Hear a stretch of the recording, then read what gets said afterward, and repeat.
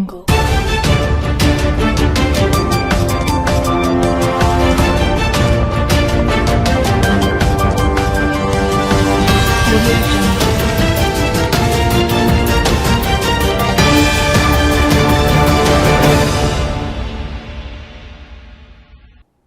News కి స్వాగతం. ముందుగా ముఖ్యాంశాలు. జగిత్యాలలో రంగు మారుతున్న రాజకీయాలు. ఎర్రవెల్లి ఫామ్ హౌస్ లో గులాబీ బాసును కలిసిన జీవన్ రెడ్డి. కేసీఆర్ తో పని చేయడం ఆనందంగా ఉందని వెల్లడి.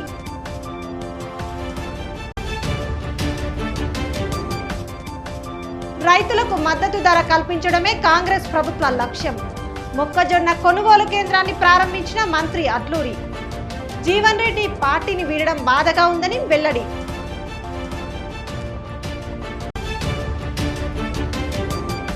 కొండగట్టులో సందడి చేసిన mega hero Sai Dharam Tej.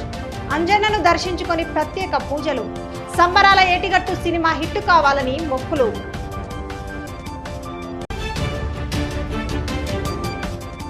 MLA కవ్వంపల్లిపై మాజీ ఎమ్మెల్యే రసమై ఫైర్. నిధుల విడుదలలో వివక్ష చూపిస్తున్నారంటూ మండిపాటు. రాబోయే ఎంపీటీసీ జెడ్పీటీసీ ఎన్నికల్లో కవ్వంపల్లికి కారు కాల్చి వాత పెడతామని వార్నింగ్. బోయినపల్లిలో విద్యుత్ వినియోగదారుల సమస్యల పరిష్కార వేదిక. ముఖ్య అతిథిగా హాజరైన టీజీఎన్పీటీసీఎల్ చైర్మన్ ఎరుకల నారాయణ. విద్యుత్ సరఫరాలో అంతరాయం కలగకుండా చర్యలు తీసుకోవాలని అధికారులకు ఆదేశం. జగిత్యాల రాజకీయం రంగు మారుతుంది. మాజీ మంత్రి జీవన్ రెడ్డి తన అనుచరులతో కలిసి నేడు ఎర్రవెల్లి ఫామ్ హౌస్ లో గులాబీ బాస్ కేసీఆర్ ను మర్యాదపూర్వకంగా కలిశారు. కాంగ్రెస్ పార్టీకి రాజీనామా చేసిన జీవన్ రెడ్డి బీఆర్ఎస్ లో చేరుతానని ఇప్పటికే ప్రకటించడంతో గులాబీ బాస్ జీవన్ రెడ్డిని లంచ్ కు ఆహ్వానించారు. కేసీఆర్ ఆహ్వానం మేరకు ఎర్రవెల్లి ఫామ్ హౌస్ కు చేరుకున్న జీవన్ రెడ్డిని కేసీఆర్ సాదరంగా ఆహ్వానించగా జీవన్ రెడ్డి కేసీఆర్ కు పూల బొకే ఇచ్చి శాలువా కప్పి సన్మానించారు. ఓ దశలో కేసీఆర్ ను కలిసిన తర్వాత జీవన్ రెడ్డి భావోద్వేగానికి గురైనట్టు సమాచారం. కేసీఆర్ తో పలు రాజకీయ అంశాలపై చర్చించిన జీవన్ రెడ్డి కేసీఆర్ తో పని చేయాలని దేవుడే పంపించాడన్నారు. కేసీఆర్ తో పనిచేసే అవకాశం రావడం ఆనందంగా ఉందని చెప్పారు. అయితే జీవన్ రెడ్డి కారెక్కేందుకు ముహూర్తం ఖరారు కావడంతో ఉమ్మడి జిల్లాలో రాజకీయాలు రంగులు మారుతున్నాయి.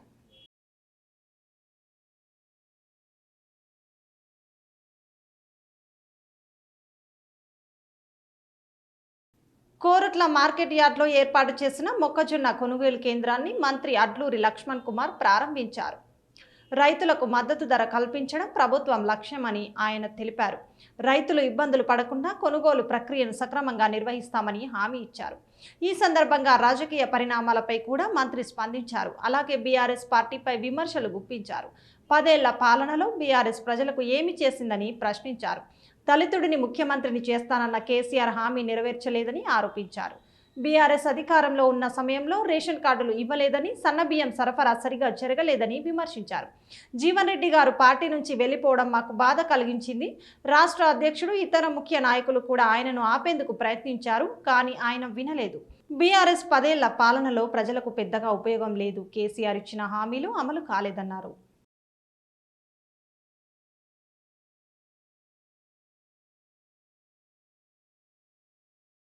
ఇలా కాంగ్రెస్ పార్టీ దేశం లోపల మీకు తెలుసన్న, స్వాతంత్రం రాకముందు కాంగ్రెస్ భారతదేశం ఈ విధంగా ఉండే.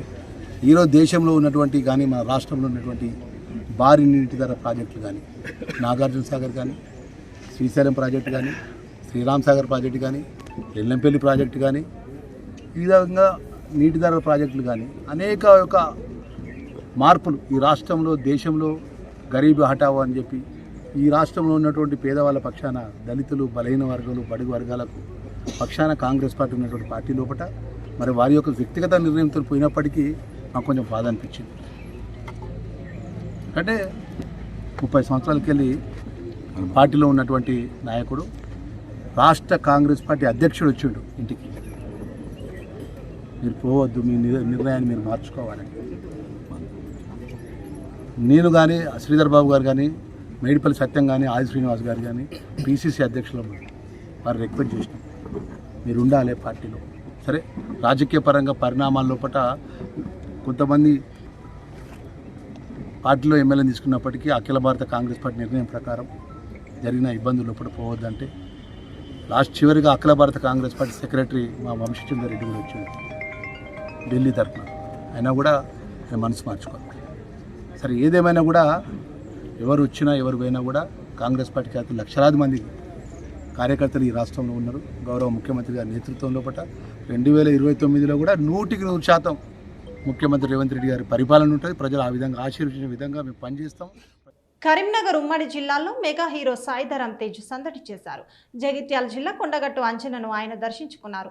తన నూతన చిత్రం సంబరాల ఏటిగట్టు త్వరలో విడుదల కానున్న నేపథ్యంలో స్వామివారిని దర్శించుకుని మొక్కులు చెల్లించారు. ఆలయానికి విచ్చేసిన తేజ్కు ఈవో అంజనారెడ్డి అర్చక బృందం ఘన స్వాగతం పలకగా ఆలయంలోకి వెళ్లిన తేజు అంజన్నకు ప్రత్యేక పూజలు నిర్వహించారు. ఈ సందర్భంగా ఆలయ అధికారులు అర్చకులు సాయిధరం తేజ్ను ఘనంగా సన్మానించారు. సాయిధరం తేజ్ రాకతో అంజన్న క్షేత్రం భక్తులు అభిమానులతో కిక్కిరిసిపోయింది. అభిమానులు ఆయనతో కలిసి ఫోటోలు దిగేందుకు ఆసక్తి చూపించారు. దర్శనం అనంతరం సాయిధరం తేజ్ మాట్లాడుతూ అంజన్నను దర్శించుకోవడం ఎంతో ఆనందంగా ఉందన్నారు. తన పర్యటనకు సహకరించిన ఆలయ అధికారులు, పోలీసులు, పాత్రికేయ మిత్రులకు కృతజ్ఞతలు తెలిపారు. స్వామి వారి ఆశీస్సులు ఎల్లప్పుడూ తనపై ఉండాలని ఆకాంక్షిస్తున్నట్లు పేర్కొన్నారు.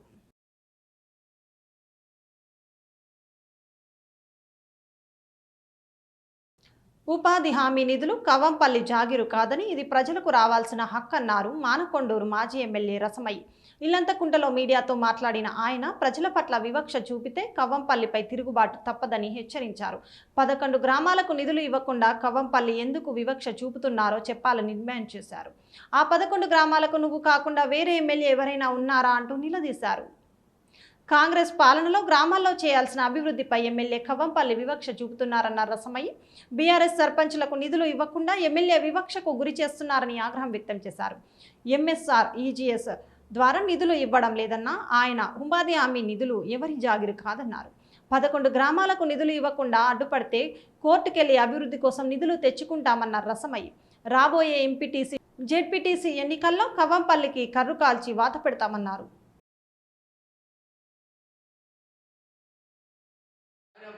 శిలాపలకం తీసేయాలి. నువ్వే కూడా తీసేయడానికి శిలాపలకాన్ని మేము పెట్టిన గ్రామాలలో సర్పంచులు మొత్తం మేమే తీసుకొచ్చినాం. మీ ముఖాలకి ఏమైనా చెప్పు, పలానా ఊరు దగ్గర ఈ గ్రామ పంచాయతీ బిల్డింగ్ కట్టించినా నేను ఇనాగ్రేషన్ చేస్తున్నాను ఏమన్నా చూపి. ఏ ఊరికన్నా ఒక మహిళా సంఘం కట్టినా ఇగో ఇది నేనే కట్టించినా ఇగో నా శిలాపలకం పెట్టున్నా అనేది నీ ముఖానికి ఏమన్నా చూపి. ఒక్క పని సింగిల్ పని 2.5 సంవత్సరాల కాలంలో ఏ గ్రామానికి వెళ్దామో నువ్వు చెప్పు. నీ ఎప్పటి తిరుగుతున్నారు కదా మస్తు అనుచరులు, వాళ్ళ గ్రామాలకే వెళ్దాం పాటు. ఎవరు ఎన్ని పనులు చేసారు ఆ గ్రామాలకే పోదాం. ఎవరైనా ప్రశ్నిస్తే బిల్లులు రాక ప్రశ్నిస్తే వాళ్ళని కొట్టడానికి ఊరకడము. అర్ధరాత్రిలో ఎవడు ఏదో విచిత్రం కనబడతా ఉన్నది. మరి ఎక్కర్లేదు. మరి 119 ఎమ్మెల్యేలు ఉన్నారు. మరి ఎక్కడ కూడా ఈ పరిస్థితి కనబడతలేదు. అర్ధరాత్రి దాకా ఏడేడు తిరుగుతుందో తెలుస్తలేదు, ఏడో కూర్చుంటుందో తెలుస్తలేదు. బుద్ధి ఉడితే ఊర్లలో పోవాలి, సర్పంచులను బెదిరియాలి, బీఆర్ఎస్ పార్టీకి సంబంధించినటువంటి సర్పంచులను బెదిరియాలి, ఎస్ఐలను బెదిరియాలి, మేమనే చేయమని చెప్పి అడగాలి. ఈ చిల్లర దందా, ఈ గుండాగిరికి, రౌడీజానికి, చిల్లర దందకి ఎవడు భయపడేటోడు లేడు. 5 సంవత్సరాలు నేను ఎమ్మెల్యేగా గెలిపించినప్పుడు ఖచ్చితంగా అడిగినప్పుడు నువ్వు సమాధానం చెప్పు. చేత కాకుంటే తోకముడు, శాఖత కాకుంటే పో, నాతో కాదని చెప్పు. అంతే తప్ప ఎవరిని పడితే వారిని బెదిరియడం, ఎవరిని పడితే అరే తుడే అని తింటే ఎవరు పడడానికి కూడా సిద్ధంగా లేడు. నేను నీకు ఒకటే చెప్తా ఉన్నా, ఇప్పటికైనా బుద్ధి మార్చుకోమని చెప్తా ఉన్నా.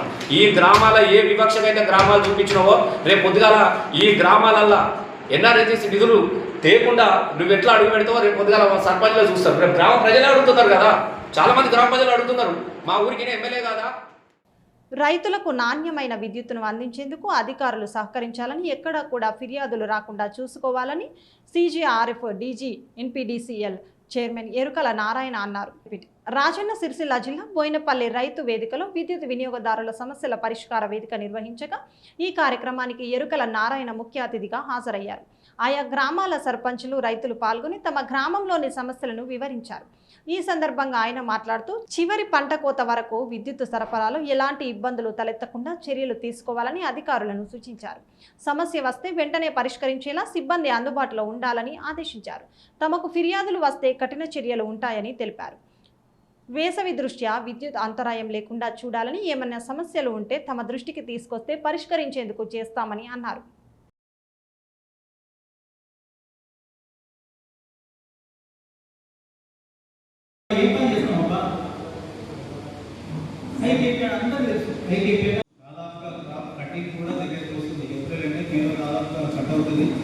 కాబట్టి ఈ లోపల మనం చేయాల్సిన కార్యక్రమాలు ఏం చేస్తే రైతుకి అవుట్పుట్ అనేది, అంటే మనం ఇన్పుట్ చేసినాము అవుట్పుట్ ఏ రకంగా బయటకు వస్తుంది, దానికి మనం ఎలక్ట్రిసిటీ సంబంధిత అధికారులు మనకి ఏం చేస్తే పంట నష్టం కాకుండా వాళ్ళంతా పట్టిన పడతారు అనేది మనం ఆలోచన చేయాల్సిన విషయం ఉంది.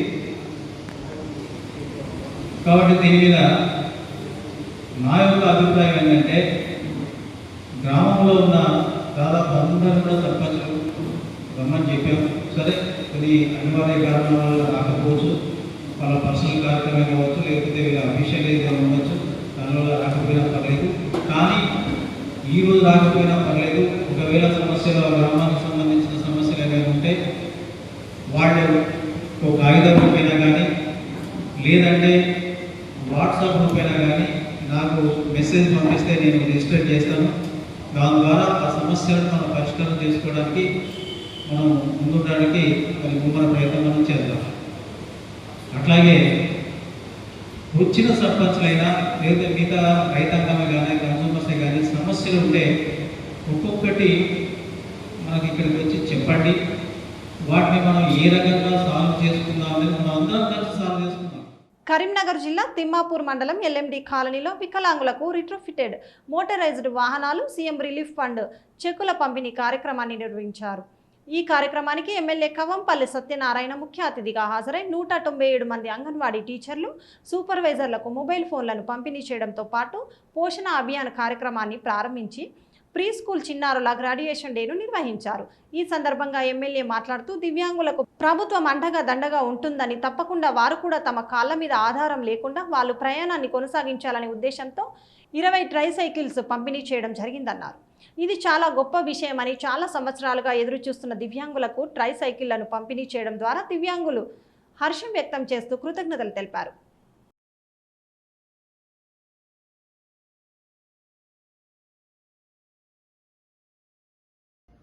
వచ్చినాయి. 20 కూడా ప్రతి మండలంలో ఉన్నటువంటి వాళ్ళకి, దివ్యాంగులకు అందరికీ కూడా ఈ రాష్ట్ర ప్రభుత్వం శాంక్షన్ చేసినటువంటి ఈ కార్యక్రమాన్ని మన ప్రగతి, మన ప్రణాళిక కార్యక్రమంలో ఈరోజు వాళ్ళకి ఇవ్వడం జరిగింది. ఎందుకంటే ప్రభుత్వంలో వారికి అండగా దండగా ఉంటుంది. తప్పకుండా వారు కూడా తమ కాళ్ళ మీద వాళ్ళు నిల్చోవాలని, ఎవరి ఆధారం లేకుండా వాళ్ళ ప్రయాణాన్ని కొనసాగించాలన్న ఉద్దేశంతో ఈరోజు వాళ్ళకు ట్రైసైకిల్స్ని పంపిణీ చేయడం జరిగింది. ఇది చాలా గొప్ప విషయం.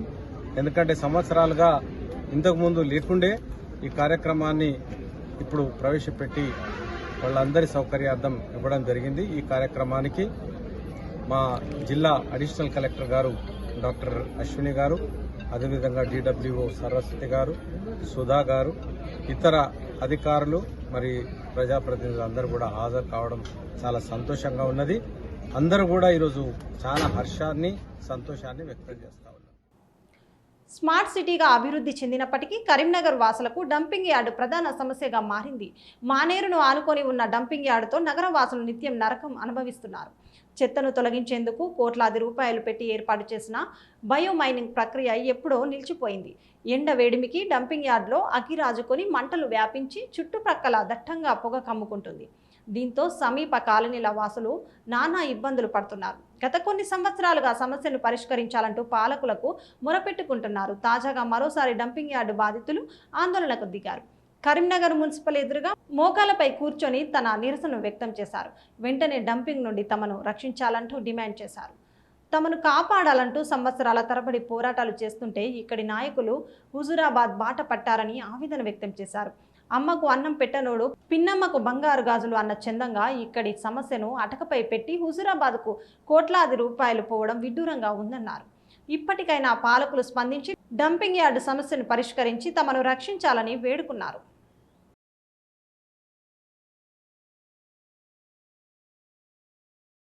కరీంనగర్ నగర ప్రజల ప్రాణాలను రక్షించండి అని మేము గత కొన్ని సంవత్సరాలుగా, అంటే 4-5 సంవత్సరాల నుంచి పోరాటం చేస్తున్నాము. ప్రజావేదికలో, ప్రజావాణిలో కలెక్టర్ గారు కానీ, మున్సిపల్ కమిషనర్ కానీ, తర్వాత మున్సిపల్ మేయర్ కానీ మేము గతంలో ఎన్నోసార్లు రిప్రజెంటేషన్ ఇవ్వడం జరిగింది. ఈ రిప్రజెంటేషన్ దృష్టిలో పెట్టుకొని గత పాలకులు, గత అధికారులు కానీ, రాజకీయ ప్రతినిధులు కానీ ముందుకు వచ్చి ఒక సొల్యూషన్ తీసుకురావాలనే ఆలోచనలో భాగంగా ఈరోజు ఒక శాశ్వత పరిష్కారం చేస్తామని వచ్చినటువంటి ఇప్పుడు ప్రస్తుత నాయకులు కూడా ఉన్నారు.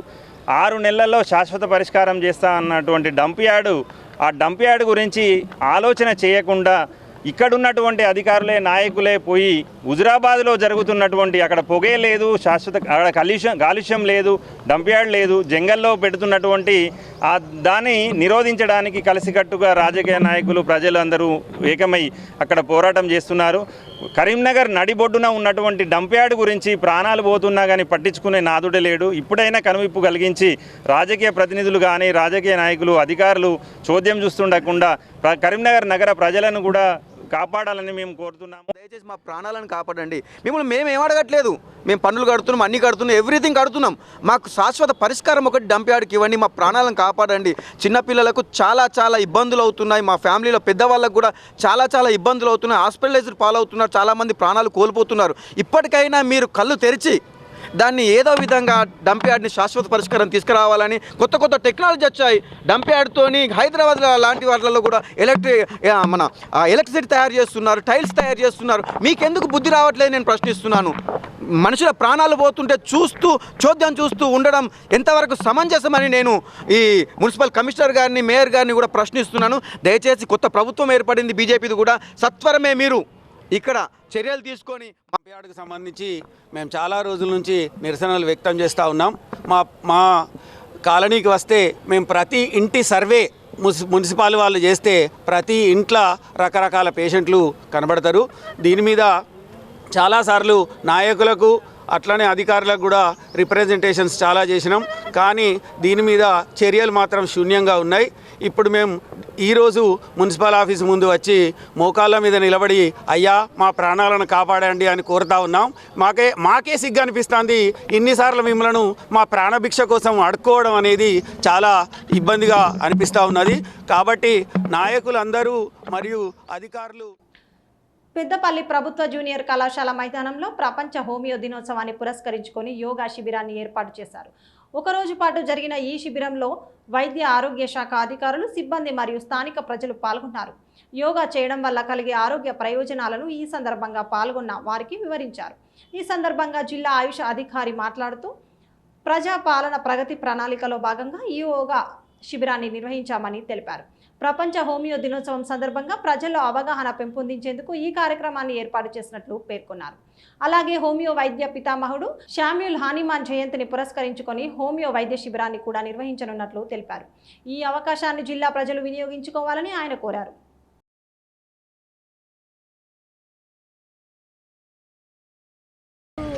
తెలంగాణ ప్రభుత్వం ప్రవేశపెట్టిన ప్రజాపాలన ప్రగతి ప్రణాళికలో భాగంగా ఆయుష్ డిపార్ట్మెంట్ ఆధ్వర్యంలో చేపట్టిన యోగా శిక్షణ మరియు యోగా మీద అవగాహన శిబిరం నిర్వహించడం జరిగింది.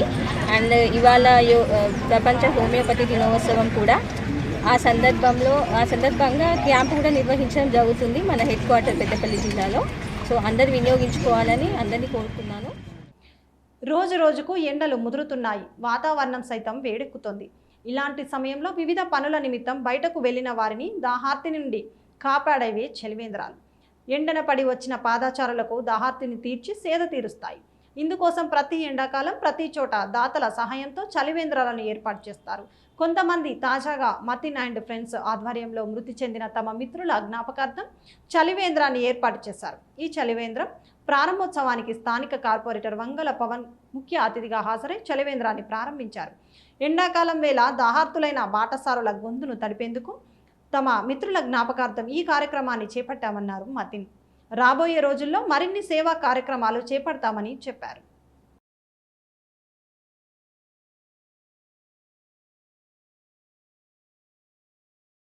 వినాయక మండపం దగ్గర చలివేంద్రము ఇనాగరేషన్ చేసినాము.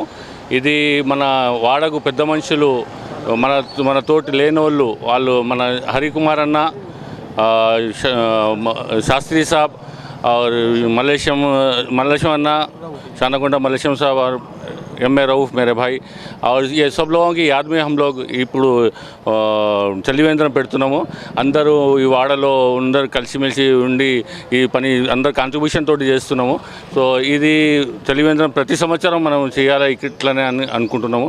కాబట్టి అందరూ వాడ పంటలు మనకు సహకారం చేస్తూ ఈ పని చేస్తున్నాము. ఈ చలివేంద్రం అంటే చల్లటి నీళ్ళు మంచి విషయం సేవా కార్యక్రమం కాబట్టి ఇది చేస్తున్నాము. Thank you. ప్రజలకు మరి మతినేని ఫ్రెండ్స్ స్టార్టప్ ట్రస్ట్ వారికి ఈ కార్యక్రమం చాలా నలుగురు చనిపోయారు కదా వాళ్ళ పేరు మీద పెట్టారు.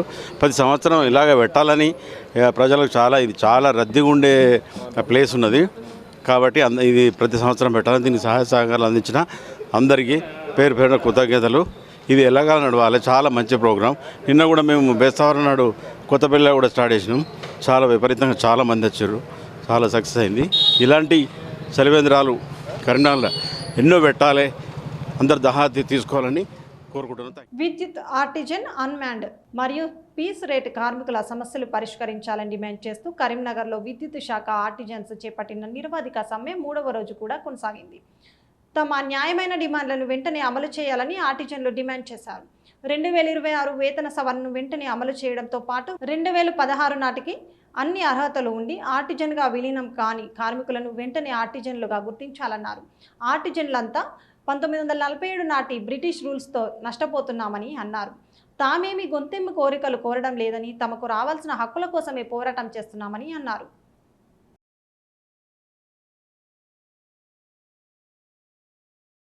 విద్యుత్ సంస్థలో 2009 మేము కాంట్రాక్ట్ ఎంప్లాయీగా జాయిన్ అయ్యాము. అప్పుడు మాకు గౌరవ ముఖ్యమంత్రి వర్యులు తెలంగాణ రాష్ట్ర అవతరణ దినోత్సవ సందర్భంగా మాకు పర్మనెంట్ చేస్తానని మాట ఇచ్చారు. అదేవిధంగా 2017లో రెగ్యులర్ చేశారు. కానీ కొన్ని అనివార్య కారణాల వల్ల ఏం జరిగిందంటే ఒకే సంస్థలో ఒకే రూల్ ఉండాలి. కానీ మాకు జరిగిన నష్టం ఏంటంటే 1948 యాక్ట్ ప్రకారం ఒక ఎలక్ట్రిసిటీ అమెండ్మెంట్ అనేది 1947 చట్టం ప్రకారం 1948లో ఆవిర్భవించబడ్డది. కానీ మాకు జరిగినది ఏంటి అంటే మా ఆర్టిజన్స్ అని ఒక నామకరణం చేసి మమ్మల్ని రెగ్యులర్ చేస్తున్నామని చెప్పి 1946వ చట్టాన్ని తీసుకొచ్చారు. ఆ చట్టం ఏంటంటే కొన్ని బానిసకు బ్రిటిష్ కాలం నాటి రూల్స్ రావడం వల్ల మేము నష్టపోయాము. ఇప్పుడున్న 1948 యాక్ట్ ప్రకారం మాకు సర్వీస్ రూల్స్ కావాలని మేము కొట్లాడుతున్నాం. మెయిన్ ఆ సర్వీస్ రూల్స్ రావడం వల్ల ఏంటంటే విద్యార్హతల బట్టి ఇంటర్నల్ డిపార్ట్మెంట్ టెస్ట్ ద్వారా అయినా కానీ భవిష్యత్తులో మాకు రావాల్సిన గ్రాట్యుటీ కానీ లీవ్స్ కానీ ఇప్పుడు మాకు ఏపీఎస్సీబీ రూల్ అనేది 1948 చట్టం ప్రకారం అయితే ఏంటంటే 300 లీవుల వరకు ఉన్నాయి. మేము ఈరోజు 3వ రోజు సమ్మెలోకి రావడం జరిగింది. మా ప్రధానమైన డిమాండ్లన్నీ కూడా మా రాష్ట్ర నాయకత్వం పిలుపు మేరకు మేము మా ప్రధానమైన డిమాండ్లు నెరవేర్చే వరకు మేము స్ట్రైక్లోనే ఇలాగే కొనసాగుతామని మేము తెలియజేస్తున్నాం. మా మేనేజ్మెంటు సత్వరమే ఈరోజు మధ్యాహ్నం మాకు చర్చలకు పిలుపునివ్వడం జరిగింది. మంచి స్పందన వచ్చింది మా సమ్మె ద్వారా. మా యాజమాన్యం కూడా మా యొక్క బాధలను వింటదని మేము ఆశిస్తున్నాం. మాకు న్యాయమైన డిమాండ్స్ ఏవైతే ఉన్నాయో ఆ డిమాండ్లు నెరవేర్చే దశలో మా మేనేజ్మెంట్ పనిచేస్తుందని అనుకుంటున్నాం. కాబట్టి మాకు అనుకూలమైన మెసేజ్ మాకు వస్తుందని మేము ఆశిస్తున్నాం. రాజన్న సిరిసిల్ల జిల్లా గంభీరావుపేట గ్రామ పంచాయతీలో నిబంధనలకు విరుద్ధంగా అక్రమ మ్యూటేషన్లు జరుగుతున్నాయని, దీనికి బాధ్యులైన అధికారులపై కఠిన చర్యలు తీసుకోవాలని బాధితుడు లక్కిరెడ్డి జగదీశ్వర్ రెడ్డి డిమాండ్ చేశారు. గురువారం గంభీరావుపేట మండల కేంద్రంలో లక్కిరెడ్డి జగదీశ్వర్ రెడ్డి తమ నివాసంలో పాత్రికేయులతో మాట్లాడారు. గంభీరావుపేటలోని ఇంటి నెంబర్లు 1-3-27 గల ఇల్లు తండ్రి దివంగత లక్కిరెడ్డి ఎల్లారెడ్డి ఆస్తి అని అన్నారు. గతేడాది గ్రామ పంచాయతీలో వారసులందరికీ సమాచారం ఇవ్వకుండా ఎటువంటి రికార్డుల మార్పిడి చేయవద్దని రాతపూర్వక ఫిర్యాదులు చేశానని తెలిపారు. ఫిర్యాదును పట్టించుకోకుండా గ్రామ పంచాయతీ ఈవో తన తమ్ముడి కుమారుడైన సుశ్రత్ రెడ్డి పేరు మీద ఆస్తిని మ్యూటేషన్ చేశారని ఆరోపించారు. ఏ ప్రాతిపాదికన మ్యూటేషన్ చేశారు అని ఈవోను నిలదీయగా సమాధానం చెప్పలేకపోయారని, ఆ తర్వాత తిరిగి ఆస్తిని తన తండ్రి ఎల్లారెడ్డి పేరు మీదకు మార్చినట్లు తెలిపారు. 75 ఏళ్ల వయసులో తనకు చట్టపరంగా రావాల్సిన వాటా కోసం పోరాడుతుంటే అధికారులు ఇలా ఏకపక్షంగా వ్యవహరించడం అన్యాయమని ఆవేదన వ్యక్తం చేశారు. ఈవో వినీల్ రెడ్డిని వివరణ కోరగా జగదీశ్వర్ రెడ్డి తమ్ముడి కొడుకు సుశ్రత్ రెడ్డి వద్ద రిజిస్టర్డ్ విల్లింగ్ డీడ్ ఉందని, దాని ఆధారంగానే వారు ఆన్లైన్లో మ్యూటేషన్ కోసం దరఖాస్తు చేసుకున్నారని, ఫిజికల్గా రాలేదని తెలిపారు. దరఖాస్తు సమయంలో డెత్ సర్టిఫికేట్ లేదని చెప్పడంతో క్షేత్రస్థాయిలో విచారణ జరిపి మ్యూటేషన్ ప్రక్రియ పూర్తి చేశామని పేర్కొన్నారు. జగదీశ్వర్ రెడ్డి ఫోన్లో సంప్రదించారని, అన్ని డాక్యుమెంట్ తీసుకొని రమ్మని చెప్పామని, జగదీశ్వర్ రెడ్డి గతంలోనే దరఖాస్తు చేశాడని, అప్పటి ఈవో రికార్డు చేయలేదని గుర్తించామన్నారు. పాత దరఖాస్తు పెండింగ్లో ఉన్నందున ప్రస్తుతం సుశ్రుత్ రెడ్డి పేరు మీద చేసిన మ్యూటేషన్ను రద్దు చేశామని స్పష్టం చేశారు. ఇది కేవలం సమాచారం తెలియక జరిగిన పొరపాటని, ప్రస్తుత ఆస్తిని తిరిగి తండ్రి పేరు మీదకు మార్చామని అన్నారు. ఇరు వర్గాలను న్యాయస్థానంలోనే తేల్చుకోవాలని సూచించినట్లు ఈవో తెలిపారు.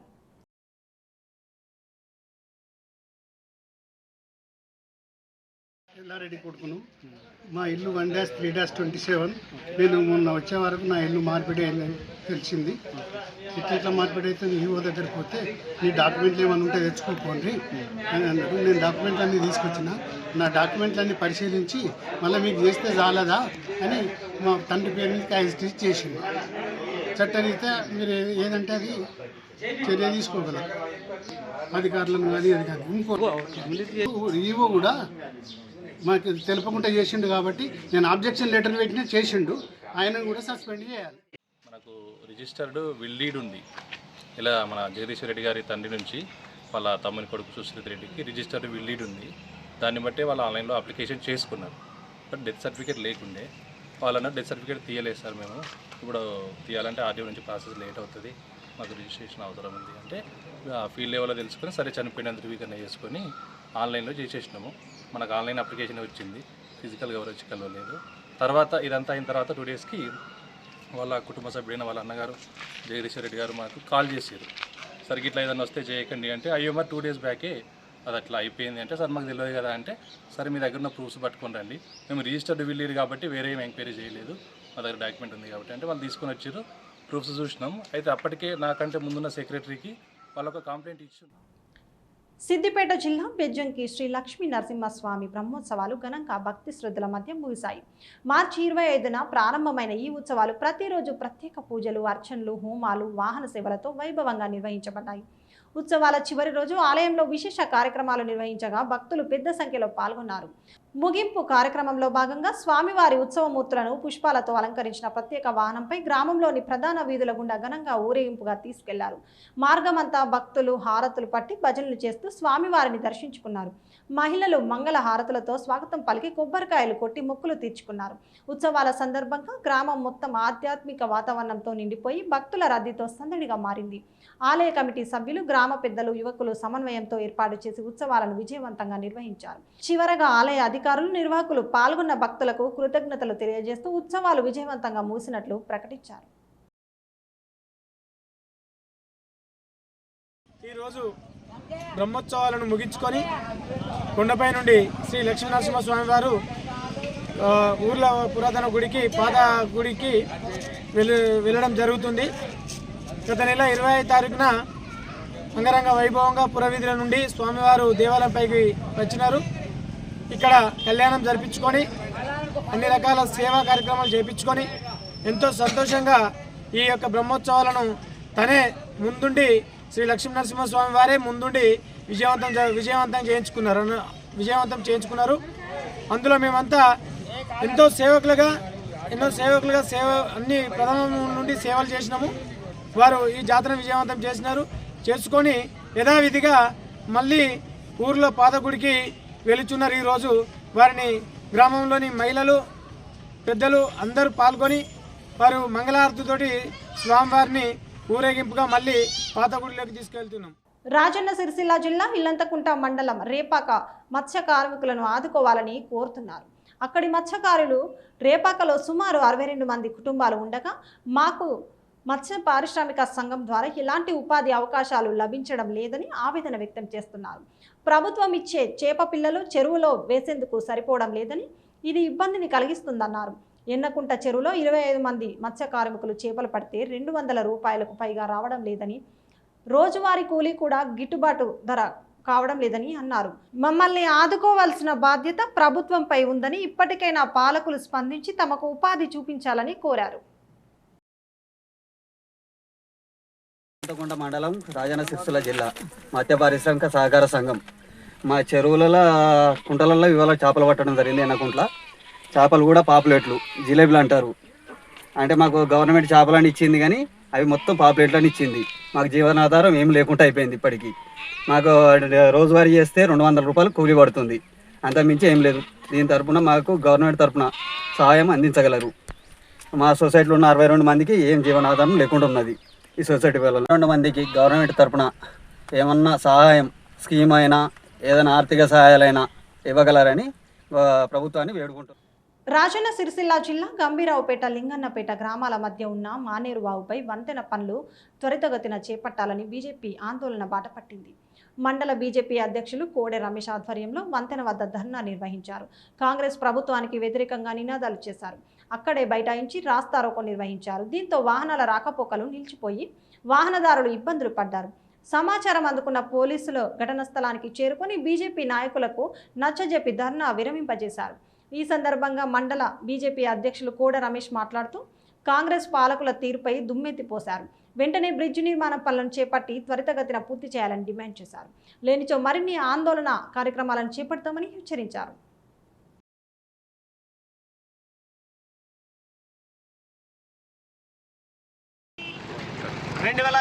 సంవత్సరంలో అప్పటి స్థానిక ఎమ్మెల్యే ఐటీ శాఖ మంత్రి బ్రిడ్జి నిర్మాణం కోసం నిధులు కేటాయిస్తూ 17,000 కోట్లు బ్రిడ్జి నిర్మాణం కోసం కేటాయిస్తూ ఉన్న పాత బ్రిడ్జిని కూలగొట్టి ఈరోజు ఇప్పటికి కూడా పనుల పక్షాన కూడా ఏనాడు కూడా స్పందించకుండా కనిపించకుండా సిరిసిల్లలో దొంగలాగా తిరుగుతూ ఉన్నాడు. కాంగ్రెస్ వైఖరి కూడా ఇప్పటికి కూడా పనులలో ఎలాంటి పురోగతి సాధించలేదు. కాబట్టి గంభీరావుపేట మండల శాఖ తరఫున మేము పెద్ద ఎత్తున ఈరోజు బ్రిడ్జి నిర్మాణ పనులు పూర్తి చేయాలని చెప్పేసి రాస్తారోకో చేసి నిరసన వ్యక్తం చేయడం జరుగుతుంది. భారత్ మాతాకి జై. పార్టీ ఏర్పడి ఇప్పటికి 28 నెలలు 29 నెలలు గడుస్తున్నా కానీ ఈ రోజు వరకు కూడా పనులలో ఎలాంటి పురోగతి సాధించలేదు. బ్రిడ్జి ఇప్పటికి కూడా మట్టి రోడ్డు ఏర్పాటు చేయడం వల్ల ఇప్పటికి కూడా 2 సార్లు అధిక వర్షపాతానికి కొట్టుకుపోవడం జరిగింది. ఈ గంభీరావుపేటకు రాకపోకలు చాలా ఇబ్బందికరంగా ఉంది. అంతేకాకుండా విద్యార్థులకు, వ్యాపారులకి, రైతులకు చాలా ఇబ్బందికరంగా ఉంది. కాబట్టి కాంగ్రెస్ పార్టీ ఇప్పటికైనా స్పందించి వెంటనే బ్రిడ్జి నిర్మాణ పనులు. ముఖ్యాంశాలు మరొకసారి చూద్దాం. జగిత్యాలలో రంగు మారుతున్న రాజకీయాలు. ఎర్రవెల్లి ఫామ్ హౌస్ లో గులాబీ బాసును కలిసిన జీవన్ రెడ్డి. కేసీఆర్ తో పని చేయడం ఆనందంగా ఉందని వెల్లడి.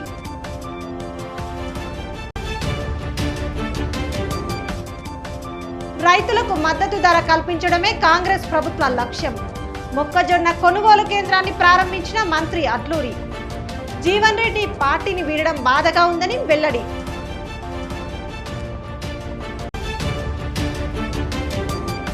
కొండగట్టులో సందడి చేసిన మెగా హీరో సాయి ధరమ్ తేజ్. అంజన్నను దర్శించుకొని ప్రత్యేక పూజలు. సంబరాల ఏటిగట్టు సినిమా హిట్ కావాలని మొక్కులు.